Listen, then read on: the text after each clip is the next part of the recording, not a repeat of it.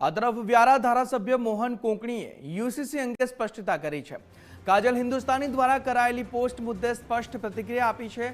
ધારાસભ્યના નવા નિવાસસ્થાને ગૃહ પ્રવેશને લઈને એક પોસ્ટ કરવામાં આવી હતી, તેના પર પ્રતિક્રિયા આપતા ઈસાઈ સમુદાયના પાદરી દ્વારા પૂજા સાથે ગૃહ પ્રવેશનો દાવો એમએલએ કોંકણીએ સમાજ અંગે ફેલાતી અફવાને ખોટી ગણાવી છે।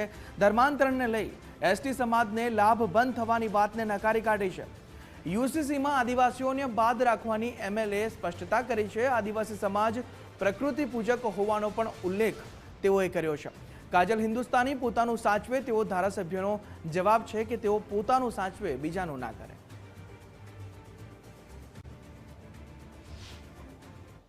મેં આપને એ પણ કહ્યું કે આસ્થા દરેક વ્યક્તિની હોય છે।